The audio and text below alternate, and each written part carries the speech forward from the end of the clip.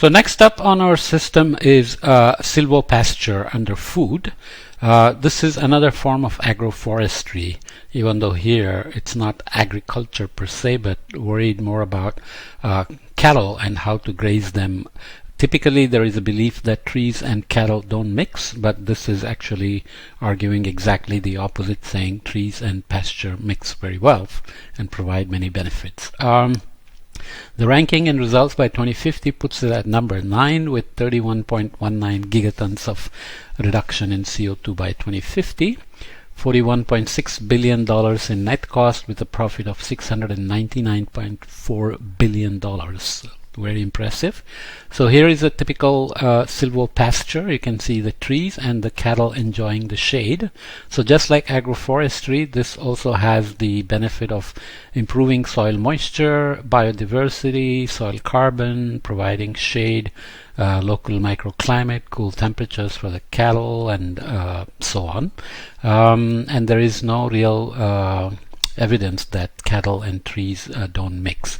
Taking from USDA a couple of slides looking at just two grazing types. This is forest grazing.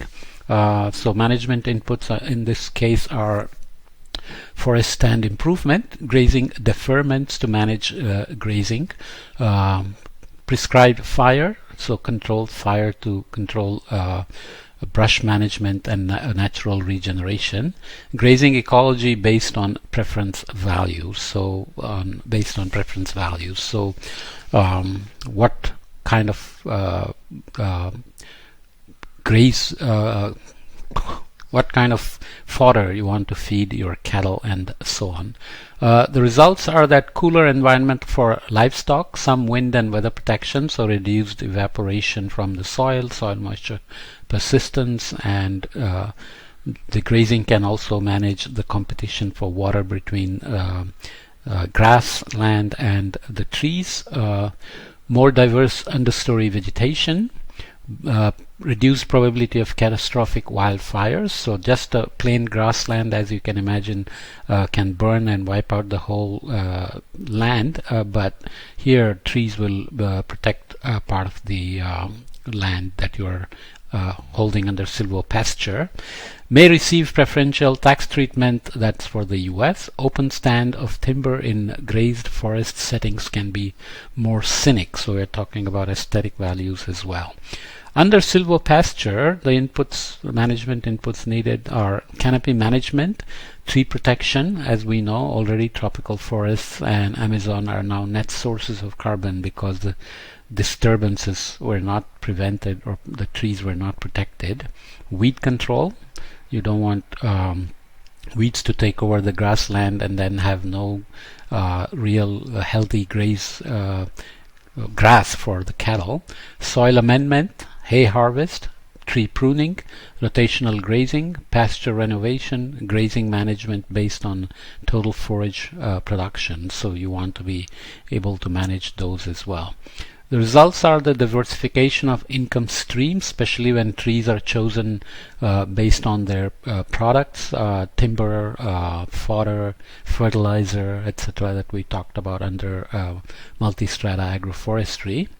Shorter forest rotations, which can enhance other benefits like carbon sequestration.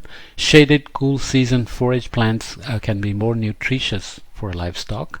Improved plant nutrition uptake because of this grazing, reducing the pressure on soil and nutrient availability for the trees. High value woodland products from active limb management. So you would prune the trees and get benefits. Cooler environment in summer for livestock, and some wind and weather protection similar to the agroforestry that we talked about. This is from the same report from USDA that talks about benefits of silvopasture system when compared to treeless pastures. So this is a image from the same report. Nice cows there looking happy in the silvopasture. And you can see the mix of trees here as well. Looks more like horticulture rather than forest. Increased production of higher quality forages, which reduces the need for supplementation from external sources. Increased cattle production per hectare up to 4-fold. Higher storage of carbon in both above ground and below ground compartments of the system. Improvement of soil properties due to greater uptake of nutrients from deeper soil layers, enhanced availability of nutrients from leaf litter, and increased nitrogen input by nitrogen fixing trees. So that's always good for soil as well as for the grass that's growing for the grazing. Enhanced resilience of soil to degradation, nutrient loss and climate change, so soil is more protected.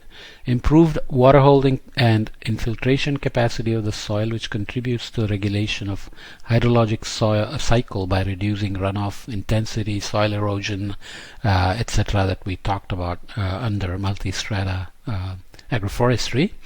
Habitats of higher biodiversity and improved animal welfare. So another good solution, no regret solution with lots of benefits. In terms of impact, we estimate that silvopasture is currently practiced on 351 million acres of land globally.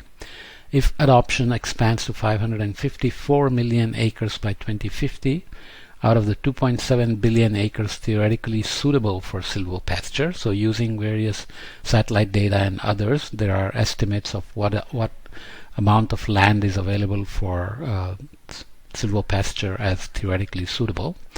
Carbon dioxide emissions can be reduced by 31.2 gigatons, and this reduction is a result of the high annual carbon sequestration rate of 1.95 tons of carbon per acre per year in soil and biomass. Farmers could realize financial gains from revenue diversification of 699 billion on investment of 42 billion to implement. So, great no regret solutions with tons of benefits for farmers' product income and for climate and soil health and so on.